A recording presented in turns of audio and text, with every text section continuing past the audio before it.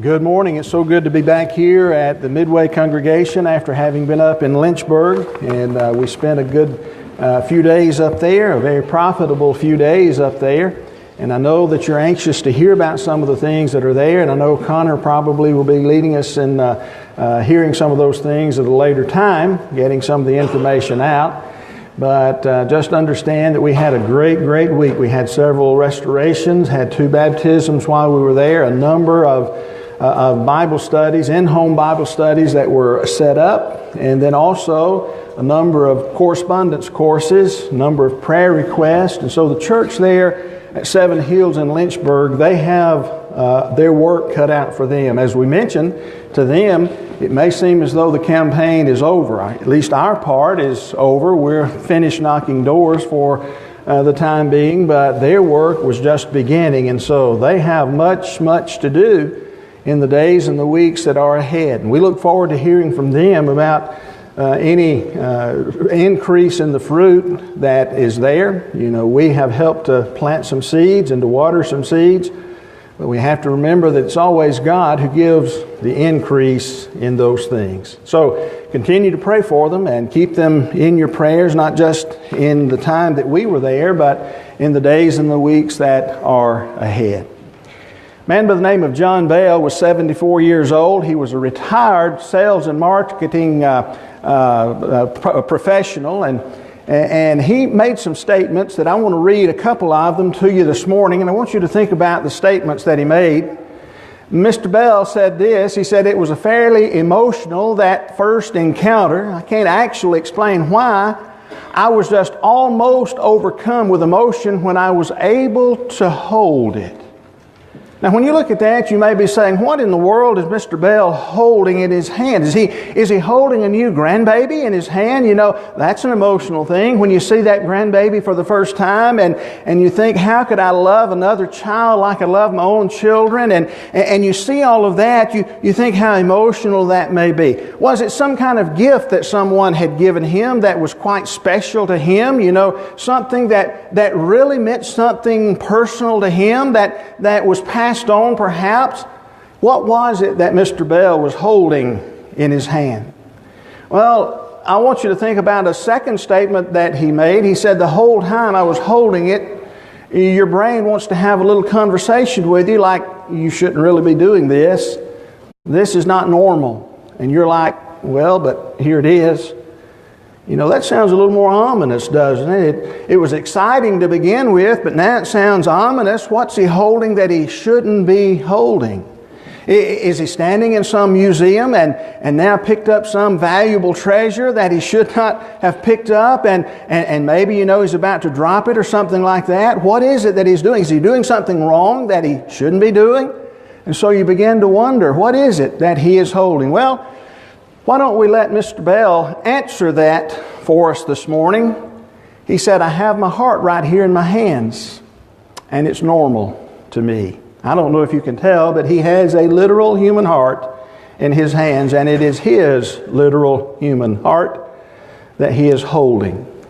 You see, Mr. Bell was a heart transplant patient at the Baylor University Medical Center in Dallas, Texas. And Baylor University now has some kind of a program that's called the Heart-to-Heart program, where they take the hearts of the patients that have transplants and they, rather than properly disposing of them, they store them.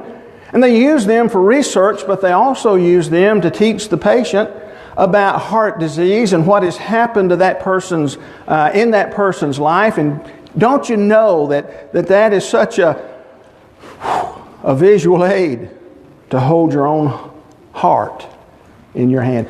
Not long before, it had been beating in your chest and it had perhaps been giving you problems, or it wouldn't have been taken out. But now he's holding it in his hand. Not many people have had that opportunity to do that, to hold their own heart in their hand. But you know something this morning? It's one thing to hold your heart in your hand, but it's totally something different to hold someone or something in your heart. Is it not? It may sound gross to hold your heart in your hand, but it sounds loving. It sounds emotional to hold something or someone in your heart. When we say that someone or something is in our heart, it means simply that we have something or someone that is emotionally important to us. And a lot of times when we're thinking about or say something like, I have you in my heart, it's with the idea that we are separated, that we're not together, that you're there and I'm here, and we have each other perhaps in our heart, and we would long or love to see each other. That's a lot of times the way that we use phrases like that when we say that I have you in my heart, or there's a special place in my heart for. We sometimes talk like that, don't we? But this morning, it's not just anything or anyone that we want to talk about being in someone's heart. It's what the Apostle Paul said and what Gary read for us out of the book of Philippians chapter 1 at verse number 7. If you have your Bible, you may want to turn there. That verse will be on the screen, but we'll be looking back at Philippians in just a minute. Philippians chapter 1 at verse 7 says, Paul says, it's right for me to feel this way about you all, because I hold you in my heart.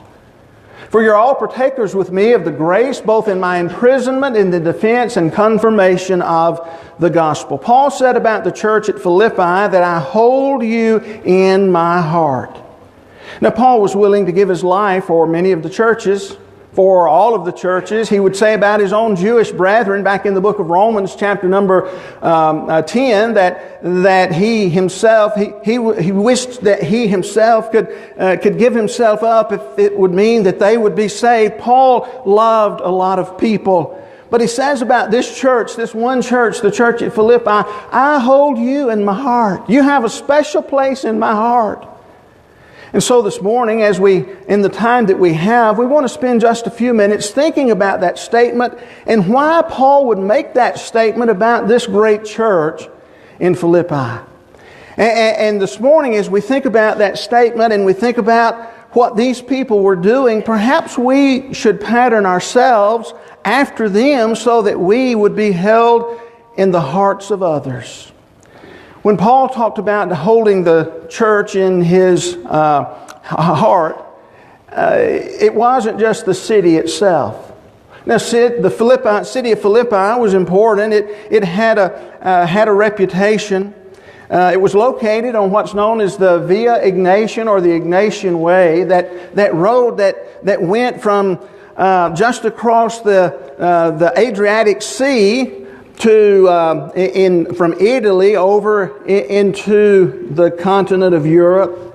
Over from there, if you remember where the little boot hill is in Italy, just across that little body of water there, that's where the road, the Ignatian Way, started. And it went and it ran pretty much along the way of the Aegean Sea, the coast, the northern coast of the Aegean Sea. And Philippi was located on that road. Like Jasper, old Jasper used to be located right on what we can now call Old Highway 78 or 118. Jasper, the city of Jasper was there. The Ignatian Way ran through Philippi. It was important because of that. People traveled through there, brought trade through there, but that's not the reason Paul held them in his heart. Historically, it was important. If you go all the way back to about 360 BC, Philip of Macedon actually conquered this town. It was known then as Crins, but it was changed to the name that it had, Philippi, after Philip of Macedon had conquered it. And after he had conquered it, he mined the gold and the other precious metals from the hills that surrounded Philippi. And he didn't get to use a whole lot of it, but his son Alexander, that we know as Alexander the Great, used the gold, much of which came from around Philippi, to finance his great conquest throughout the world. And so it was important historically. It was important not only to the Grecians, but it was also important to the Romans. It was just outside the city of Philippi that two men that you may recognize, Antony and Octavius. Octavius would later be known as Augustus Caesar. They conquered 2 other men, overcame the forces of Brutus and Cassius there, and hence the city itself became a Roman colony according to the book of Acts chapter 16 at verse number 12. It was a miniature Rome, as it has been called. Much like the city of Rome itself, it was a miniature Rome, became a retirement home for many Roman soldiers. And that's one of the reasons that Paul would, in the book of Acts chapter 16, assert his Roman citizenship after he had been beaten by the local officials and unreasonably done that way. And he said, is it lawful to beat a Roman and him uncondemned? He knew the special place that Philippi had in the Roman society, in the Roman Empire. And so he would assert his Roman citizenship there. But it wasn't just for that Paul thought about this church as being one that was to be held in his heart. I could go on this morning and tell you other things about the city of Philippi, but what are some of the reasons that the apostle would hold this church in his heart? Now, I have 5 or 6 listed here this morning. We don't have time to talk about all of them. I will mention all of them. We'll develop some of them. In the first place this morning, I suggest to you that it's hard not to hold a church in your heart that had such a prayerful beginning. It had a prayerful beginning. Now go back with me to the book of Acts chapter 16 where we read about this church at Philippi. And look down in verse number 11 beginning. The Bible says in Acts 16 verse 11, therefore sailing from Troas, we ran a straight course to Samothrace, and the next day came to Neapolis, and from there to Philippi, which is the foremost city of that part of Macedonia, a colony. And we were staying in that city for some days, and on the Sabbath day we went out of the city to the riverside. Now it's this next phrase that I want you to mark in your mind or perhaps even in your Bible. Paul says, we went down to the riverside where prayer was customarily made. Where prayer was customarily made. And we sat down and spoke to the women who met there. Now, if the women had gathered in the place where prayer was customarily made, doesn't it stand to reason that they went there to pray? Isn't it logical to think about that? If Luke takes time to describe the place where they were as being the place where prayer was made, does it not make sense to believe that the reason they had gathered together there was to pray? But what were these women praying about?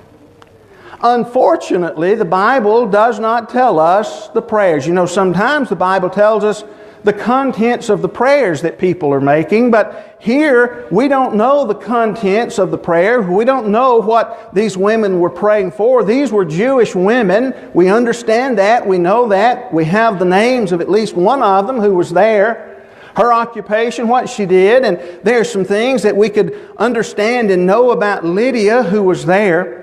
But I want to know this morning, what is it that they are praying for? The Bible doesn't tell us specifically what they were praying for, but perhaps we get a clue. When we turn to the book of Acts chapter 16, beginning at verse 6 and going down through verse number 10. In that passage, the Bible says, now when they had gone through Phrygia and the region of Galatia, they were forbidden by the Holy Spirit to preach the word in Asia. After they had come to Mysia, they tried to go into Bithynia, but the Spirit did not permit them. So passing by Mysia, they came down to Troas, and a vision appeared to Paul in the night. A man of Macedonia stood and pleaded with him, saying, come over to Macedonia and help us. Now, after we had seen the vision, he had seen the vision immediately.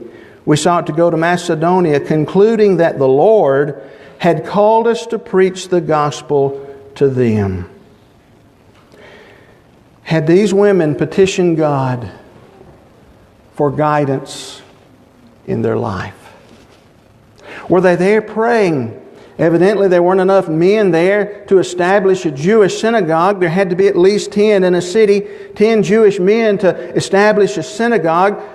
Maybe these women were praying, asking God what they needed to do to help others, including the men. to be worshipers of Him as they should be. Was God relaying the message, as it were, from this group of ladies to the great Apostle Paul to come there to that place where there was fruit to be picked? Where there were ladies who wanted to know what they needed to do, and others who were there who would ask the question, what must I do to be saved? In Acts chapter 16, verse 31. Was God relaying the message that had been delivered to him through the prayers of these ladies to the Apostle Paul to get him to go there? You see, I believe that this congregation had a prayerful beginning. When we think about that congregation, we understand that God answers prayers, does He not? What did Cornelius pray about in the book of Acts chapter 10, and what happened in that situation? You see, he was to send for Peter, who would tell him the things that he must do. And so it may well be the same kind of thing that we have here. You know, the Philippian Christians, after they became Christians, evidently continued to be quite prayerful. Look, if you will, again to the book of Acts chapter 16 at verse 16. Now it happened as we went to pray. Now it happened as we went to pray that a certain slave girl possessed with a spirit of divination met us, who brought her masters much profit by fortune telling. You may remember the story. It's because of this girl who followed along proclaiming some things about Paul and Silas that got them arrested while they were there in the city of Philippi. It's not our purpose this morning to talk about all those things. I want to talk about the church, the prayerful church. Did you notice what they were doing, what Paul and Silas were doing? They were going down with that congregation, it seems again, to pray. The book of Philippians is one of Paul's prison epistles, is it not? One of the letters that he wrote from a Roman prison. But notice, if you have your Bible, to notice what is said in the book of Philippians chapter 1, verses 19 through 22. We jump over from the book of Acts to the book of Philippians for a minute. Paul, in writing to this church, he says, "For I know that this will turn out for my deliverance." Paul's in prison. He says, "I know this will turn out to my deliverance," watch this, "through your prayer and the supply of the Spirit of Jesus Christ, according to my earnest expectation and hope. In nothing I shall be ashamed, but with all boldness, as always, so now also Christ will be glorified or magnified in my body, whether by life or by death. For me to live is Christ, to die is gain. But if I live in the flesh, this will mean fruit from my labor. Yet what I shall choose, I cannot tell." What did Paul just say? Paul said, "I believe something will happen through your prayer. That I'll be able, even though I'm in prison, I'm detained here in Rome, that I believe through your prayer that I can continue to be bold. That I can have fruit." If you notice the reading that we just read there in Philippians, that I can have fruit. What do you mean? Paul's going to have some apples and oranges delivered to him? No. Fruit and bearing fruit for the kingdom of God. That I can continue to be bold and have fruit even though I'm here. Now he talks about living and dying, which he'd rather do. But it's through the prayers he believed that deliverance could come, that he could be bold, maintain, steadfastness, and that fruit would come through their prayers. With that in mind, go back to the book of Acts, chapter 28. Look beginning in verse 30.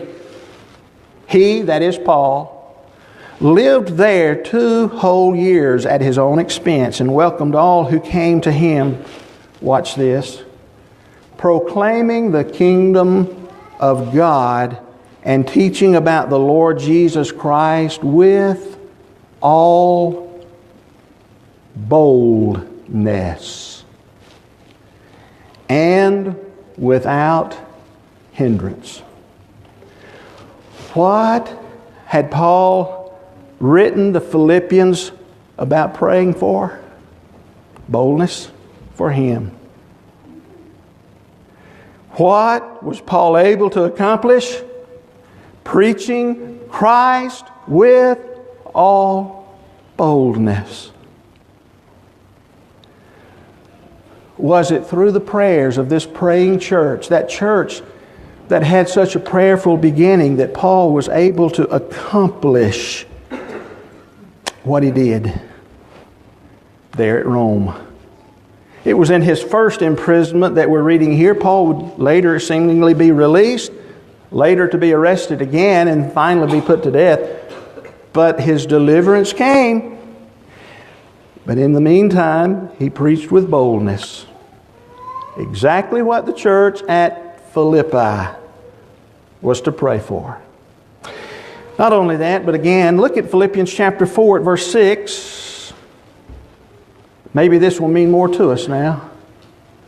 Paul tells them, "Be anxious for nothing, but in everything by prayer and supplication with thanksgiving, let your requests be made known to God."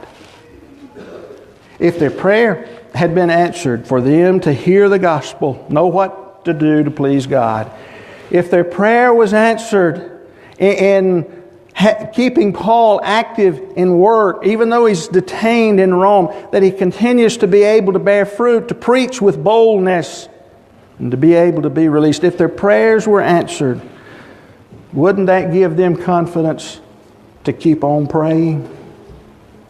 Absolutely. Listen to me, folks. We need more prayerful people and prayerful churches today. It's hard not to hold a church in your heart that had this characteristic. Number two, it's hard not to hold a church in your heart that had such hospitable members. Such hospitable members. Acts 16 verses 13 through 15. On the Sabbath day, we went down out of the city to the riverside where prayer was customarily made. We sat down and spoke to the women who met there. Now a certain woman named Lydia heard us. She was a seller of purple from the city of Thyatira who worshiped God. The Lord opened her heart to heed the things spoken by Paul, and when she and her household were baptized, watch this, she begged us.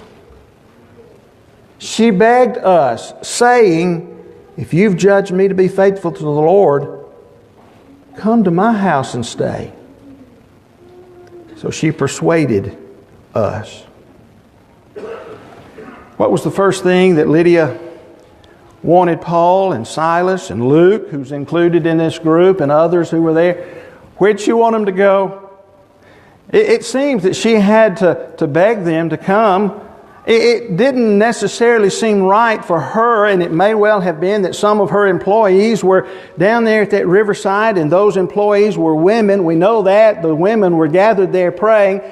Didn't really seem right, perhaps, that all of these women who were there with Lydia would have all of these men who were with Paul coming into her house, but she persuaded them to come to her house. Lydia, it seems, was hospitable. Maybe that she had the means to do that. She was a seller of purple. That's what rich people bought. All of those kinds of things that perhaps you've heard from time to time. But she persuaded them. But I want to tell you something else. This woman was not the only hospitable member of the church at Philippi. How do you know that? Go back to the book of Acts, chapter 16, verse 27, beginning. The keeper of the prison, awaking from a sleep and seeing the prison doors were open. Remember the great earthquake? Paul's in jail. Seeing the prison doors were open, supposing the prisoners had fled, drew his sword, was about to kill himself, but Paul called with a loud voice, saying, "Do yourself no harm, for we're all here." Then he called for a light, ran in, fell down, trembling before Paul and Silas, brought them out and said, "Sirs, what must I do to be saved?" So they said to him, "Believe on the Lord Jesus Christ, you'll be saved, you and your household." They spoke the word of the Lord to him, to all who were in his house, and he took them the same hour of the night and washed their stripes, and immediately he and all of his family were baptized. Now when he had brought them back to the prison. Oh, were you reading along? That's not what it said, is it? And when they brought them back to his house, he set food before them. And he he rejoiced, having believed in God with all his household. He didn't take him back to jail that night. Carried him home with him. Fed him a good supper. I wonder what they'd eaten that night before. They're in jail. These men had been beaten. They didn't really care much about them. Maybe they hadn't had supper yet. It's after midnight. He takes them and feeds them. Perhaps even getting breakfast time by now. Carries them home with him. Hospitality, practice there. Do you know what hospitality is? Hospitality is putting into practice what God has done in welcoming us. That's what hospitality is. Putting into practice what God has done in welcoming us. Don't the Scriptures teach hospitality? Do not forget to entertain strangers, for by doing so some have unwittingly entertained angels. Hebrews 13 verse 2. We're to be given to hospitality, Romans chapter 12 verse 13. And 1 Peter chapter 4 verse 9 says, be hospitable to one another without grumbling. Did y'all know that the Bible said that?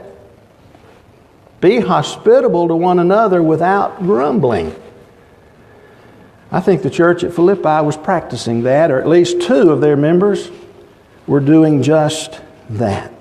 It's hard not to have a church in your heart that has such hospitable members. Number 3, it's hard not to have a church in your heart that is generous to a fault. Generous to a fault. 2 Corinthians chapter 8, Paul talks about that church back in Macedonia, Philippi. He talks about how that they, through great trial of affliction, and out of the abundance of their joy and the deep poverty that they were experiencing themselves, they abounded in the riches of their liberality. If you keep reading on down, verses 1 through 4, they implored us with much urgency. Paul said, hey, take the gift that we're giving for the saints at Jerusalem. Give it to them. They need it worse than us. But look at verse 3. I bear witness that according to their ability, yes, and beyond their ability, they were freely willing. They were giving more than they could afford. God was blessing them. That's the point of 2 Corinthians chapter number 8. God was blessing them. They were giving above their ability. They were that generous in their hearts. You know, there's some people in our world that'll give you the shirt off their back, won't they? Seems like this church was one of them. Folks, when we think about what God has taught us to do, He's taught us to be givers, has He not? To others. When we stand before Him in judgment, according to the book of Matthew chapter 25, verses 34 through 36, what is He going to talk about? Come, you blessed into the of my Father, inherit the kingdom prepared for you from the foundation of the world. I was hungry, and you fed me. I was thirsty, you gave me drink. I was sick, and you visited me. I was in prison, you came to me. I was naked, and you clothed me. To be givers. It's hard not to hold a church in your heart that's generous to a fault. Next, it's hard not to hold a church that had missionaries in their hearts. I don't have time to develop this, or time is about up this morning, but I want you to understand that Paul makes it very clear that this church, even from the day that he left after having helped to establish that church in Philippi, when they let him out of jail and he went to the next town, the Bible makes it very clear that they sent some help, some addition, some money down to where Paul was in Thessalonica to help him. And they did that more than one time. They had missionaries in their hearts. In the next place, it's hard also not to hold a church in their heart that seeks to organize itself in the way that God planned it, in accordance with God's plan. We read about in the book of Philippians when Paul writes the letter that he writes to the saints with their deacons and their bishops. What I would like to have developed this morning, but we don't have time to do that, is how they came to be arranged in the way that they should have been. If you notice there, as Paul leaves Philippi, Luke, who's writing the book of Acts, starts talking about they left, they went, before he gets there, we. When he gets to Philippi in the book of Acts, and Paul and Silas leave, it's they. They go from here, they go from there. And it's not until the next time that Paul comes back to Philippi and Luke leaves with them that he begins talking about we. And it's from that point on, we. We went from here to there, we. Luke knew what to do. Paul left Timothy in one place, he left Titus in one place, and it's very likely he left Luke here to help that church develop. And he taught them about organizing. They were willing to listen to what God had to say. It's hard not to love a church like that. But then, last of all this morning, it's hard not to love a church that had such dedicated members. Dedicated members. 2 Corinthians chapter 8, mentioned a while ago, it's where they were giving above their means. We read down through verse 4, but look at verse 5. And not only as we had hoped, this giving part, not only as we had hoped, but they first gave themselves to the Lord and then to us by the will of God. You say they first gave themselves to the Lord before they gave to the poor. Those poor saints in Jerusalem. They first gave themselves to the Lord before all of that was taken by Paul and delivered to those folks. Matthew 22, verse 36 through 40. Jesus was asked, what is the first and great commandment of the law? Jesus said to that man who asked him on that day, you shall love the Lord your God with all your heart, with all your soul, with all your mind. This is the first and great commandment. And the second is likened to it. Jesus would go on to say, you shall love your neighbor as yourself. On these two commandments hang all the law and the prophets.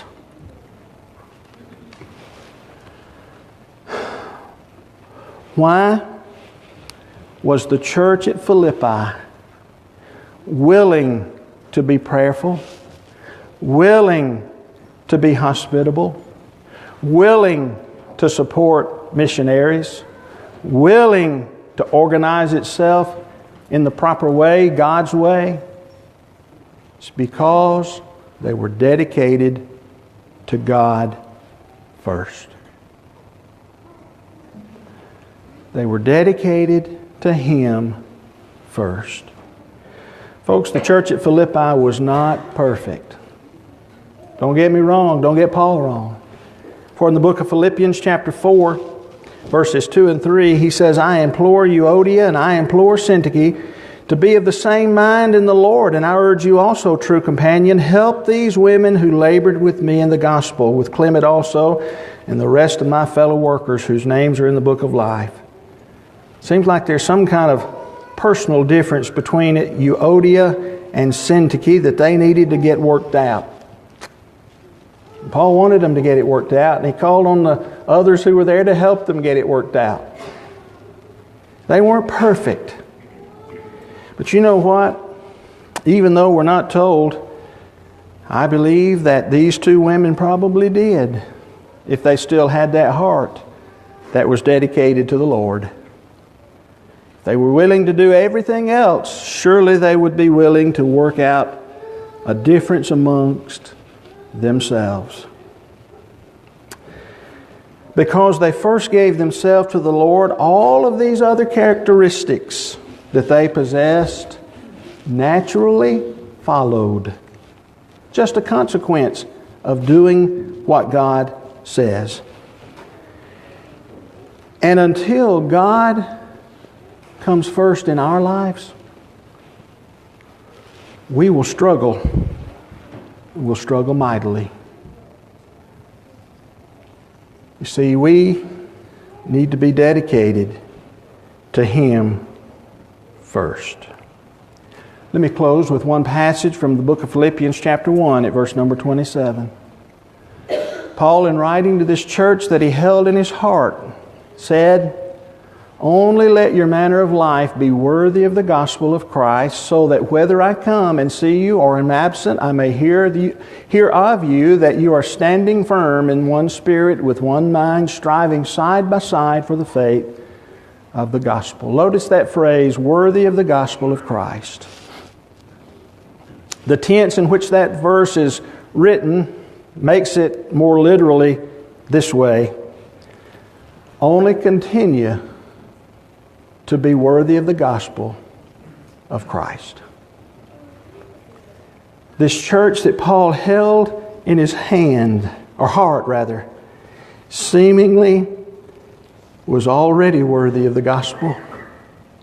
Stay that way is what Paul is imploring them to do. Stay that way. This morning, as you look at your own life, compare it to what is said here of the Philippians. How does it compare? As a church, how do we compare? We need to ask ourselves these questions. But are we dedicated? Have we dedicated ourselves first to God? Are we trying to hang on to the world and hang on to God at the same time? If we are, we'll be miserable. We can't do that. And if we're trying to do that, how could we be worthy of the gospel of the Lord? Maybe you're here this morning and you need to obey the gospel. You know what you need to do in being baptized for the remission of your sins and all of the things that surrounds that. We're here for you. We want to help you. In just a moment, we'll sing this invitation song. We'd ask you to come and make that desire known. Maybe you're here this morning and you realize that you don't have the characteristics that Paul talked about of that church that he was holding in his heart. But you'd like to have them. Maybe there's something separating you and God. Maybe that's known publicly, and if that's the case, you need to come back to God. We'd love to pray with you and for you to help you on your trek. Are you living worthy of the gospel of Christ? If so, keep on doing that. That's what Paul said. But if not, I encourage you, get your life in that condition. If you need to respond to God's invitation this morning, come right now.